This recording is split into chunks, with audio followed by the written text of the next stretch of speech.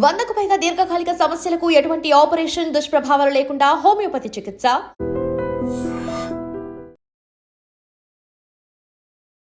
నమస్కారం, welcome to I dream. నేను మీ సంగీత. ఈ మధ్యకాలంలో నా దగ్గరికి ఎక్కువగా వస్తున్న కేసులు ఏంటంటే భార్యాభర్తలకు సంబంధించిన కేసులు.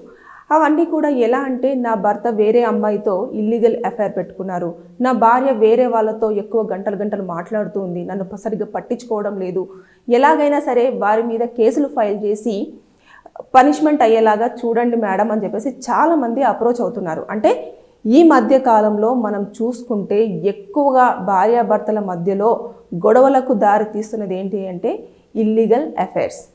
అయితే ఇప్పుడు చాలామంది చెప్తున్నారు కదా, వాళ్ళ మీద ఎలాగైనా కేసులు ఫైల్ చేయాలి, జైల్లో ఒక 2-3 సంవత్సరాలు పెట్టాలి, అప్పుడు కానీ వాళ్ళకు నా వాల్యూ తెలుస్తుంది, మళ్ళీ నన్ను అర్థం చేసుకుంటారు అని చెప్తూ ఉన్నారు కదా.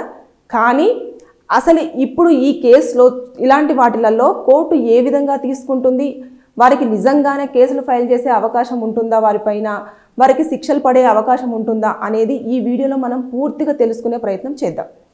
ముఖ్యంగా భార్యాభర్తలు ఒకప్పుడు చాలా అన్యోన్యంగా చాలా హ్యాపీగా ఉండేవాళ్ళు. కానీ ఇప్పుడు ఎలా అయిపోయింది అని అంటే, భర్త సరిగ్గా టైం ఇవ్వకపోయినా, సరిగ్గా పట్టించుకోకపోయినా వేరే వాళ్ళపైన ఇంట్రెస్ట్ చూపించడము, అదేవిధంగా భర్త కూడా ఇంట్లో భార్య ఏదన్నా ఈ సామాన్ అయిపోయింది, లేదంటే పిల్లల ఫీజులు కట్టాలి అంటే వెంటనే టార్చర్ అవుతుంది అని చెప్పేసి వేరే అమ్మాయి వైపు ఇంట్రెస్ట్ చూపించడము, ఇలాంటివన్నీ జరుగుతూ ఉన్నాయి.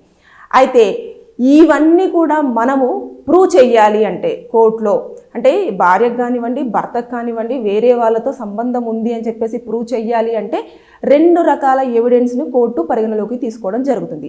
ఒకటి ఏంటంటే డైరెక్ట్ ఎవిడెన్స్, రెండోది సర్కమ్స్టెన్షియస్ ఎవిడెన్సెస్.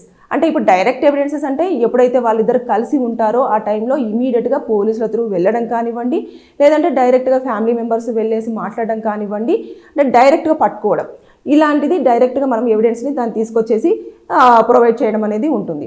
అలాగే సర్కమ్స్టెన్షియస్ ఎవిడెన్సెస్ అంటే ఇప్పుడు చూడండి, చాలామంది చాట్ చేసుకుంటూ ఉంటారు, టెక్స్ట్ మెసేజ్, ఫోన్లో టెక్స్ట్ మెసేజెస్ కానివ్వండి, తర్వాత వాట్సాప్ మెసేజెస్ కానివ్వండి, వాట్సాప్లో వీడియో కాల్స్ కానివ్వండి, వాయిస్ కాల్స్ కానివ్వండి, అదేవిధంగా వాళ్ళు రెస్టారెంట్స్కి వెళ్తే ఒకవేళ వాళ్ళు వెళ్ళినట్టుగా అక్కడ సీసీటీవీ ఫుటేజ్ కానివ్వండి, వాళ్ళు ఏదైనా హోటల్స్లలో స్టే చేస్తే హోటల్లో సంబంధించిన వారు నిజంగానే స్టే చేశారా లేదా అని చెప్పేసి అనే దానిపైన కానివ్వండి. అంతేకాకుండా ఒకవేళ భర్త నుంచి కానివ్వండి, భార్య అకౌంట్ నుంచి కానివ్వండి, వారు ఇష్టపడుతున్న వ్యక్తికి ట్రాన్సాక్షన్స్, వారి అకౌంట్లోకి డబ్బుల ట్రాన్సాక్షన్స్ జరిగినా కానివ్వండి, లేదంటే ఏదైనా వస్తువు కొంటే అది ఎవరి పేరు మీద తీసుకున్నారు, ఇతని పేరు మీద తీసుకుంటే ఎందుకు తీసుకున్నారు, ఎప్పుడు తీసుకున్నారు, అది ఇంట్లోకే తీసుకున్నారా, లేదంటే వేరే వారికి ఎవరికైనా ఇవ్వడానికి తీసుకున్నారా, ఇవన్నీ కూడా మనము మొత్తం గ్యాదర్ చేసి వాటిని పెట్టేసుకొని కోర్టులో ప్రొడ్యూస్ చేయాల్సి ఉంటుంది. ఐపీసీ సెక్షన్ 497 అనేది ఇదివరకు క్రిమినల్ కేసు కింద క్యాలిక్యులేషన్ చేసేవారు. అంటే దాన్ని క్రిమినల్ ఎఫెన్స్గానే ఎక్కువ క్యాలిక్యులేషన్ చేసి వారికి పనిష్మెంట్స్ ఉండేవి, కేసులు ఫైల్ అయ్యేవి, అదేవిధంగా ఎలాంటి శిక్షలు ఉంటాయో అలాంటి శిక్షలు వేసేవారు.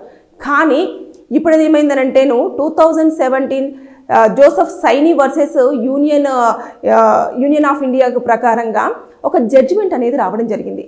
ఏదైతే ఈ కేసులు ఉందో ఈ 497 అనేది కేవలము సివిల్ కేసు కింద మాత్రమే పరిగణించబడుతుంది తప్పించి ఇది క్రిమినల్ ఎఫెన్స్గా రావడం అనేది జరగదు అని చెప్పేసి అందులో క్లియర్గా తేల్చి చెప్పేశారు. దాంతో ఏమైంది, ఇక వారి మీద ఎలాంటి కేసులు పెట్టినా కూడా అవి చెల్లుబాటు అవ్వవు. ఎందుకంటే ఇద్దరు ఇష్టపూర్వకంగా వారికి నచ్చిన లైఫ్ని లీడ్ చేయాలనుకుంటున్నారు కాబట్టి వారికి అన్ని రైట్స్ ఉన్నాయి అన్న ధోరణిలోనే ఈ కేసు అనేది, అంటే సివిల్ కేసు అంటే ఇంకా దాంట్లో ఏమీ ఉండదు. ఇప్పుడైతే మనం ఏవైతే 2 రకాల ఎవిడెన్సెస్ చెప్పామో ఆ ఎవిడెన్సెస్ను కోర్టులో ప్రొడ్యూస్ చేసిన తర్వాత వాటిని ఏదైతే డివోర్స్కి గ్రౌండ్ పాయింట్గా క్యాలిక్యులేషన్ చేయడమే జరుగుతుంది తప్పించి వారికి పనిష్మెంట్ ఇచ్చి వారిని జైల్లో పెట్టే అవకాశం అయితే లేదు.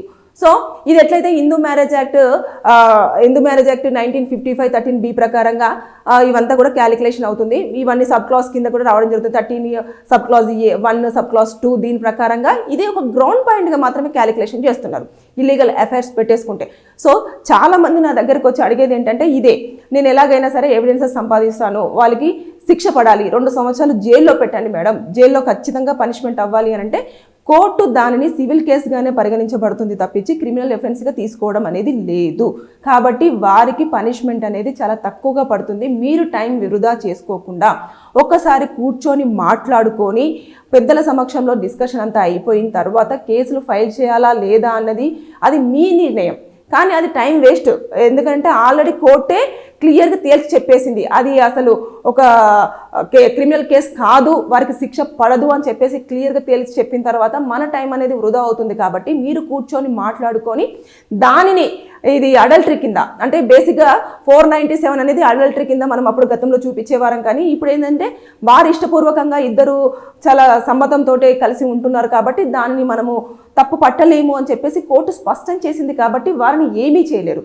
దయచేసి మీరు ఎవరైనా సరే టైం వృధా చేసుకోకుండా మీరు కేసు ఫైల్ చేయాలి అనుకుంటే డివోర్స్ కింద మాత్రమే ఆ గ్రౌండ్ పాయింట్ని చూపించేసి వారు మీకు కరెక్ట్ పర్సన్ కాదు అని చెప్పేసి విడాకులు తీసుకుంటే మీరు మనశ్శాంతిగా ఉండడమే కాకుండా అన్ని రకాలుగా హ్యాపీగా ఉంటారు. దీనివల్ల ఏమవుతుందంటే వారిని ఇప్పుడు కోర్టు ఏం చేయలేకపోతుంది అని చెప్పేసి మైండ్లో రకరకాల ఆలోచనలు తెచ్చుకొని వారిని కొట్టడం కానివ్వండి, అదేవిధంగా వారిని హింసించడం కానివ్వండి, వాళ్ళు వెంట పడేసి ఎవరినో పెట్టేసి చంపాలన్న ప్రయత్నం చేయడం కానివ్వండి, కొంతమంది చంపేయడం కానివ్వండి, ఇలాంటి చేసి మీరు క్రిమినల్స్గా తయారవుతున్నారు తప్పించి వారికి అనేది పనిష్మెంట్ అనేది పడడం లేదు. సో జాగ్రత్త. మీరు ఏది చేసినా సరే కంపల్సరిగా లీగల్ అడ్వైజ్ అనేది తీసుకోండి. అందులో ఎంతవరకు న్యాయం ఉంది, మనము అప్రోచ్ అవుతే మనకు న్యాయం జరుగుతుందా లేదా, కోర్టులు ఏ విధంగా ఉన్నాయి, ఎప్పటికప్పుడు అమెండ్మెంట్స్ ఏమేమి చేంజ్ అవుతున్నాయి అనేది పూర్తి స్థాయిలో అవగాహన తెచ్చుకోండి అని చెప్పేసి నేను ఈ వీడియో త్రూ మిమ్మల్ని కోరుకోవడం జరుగుతుంది.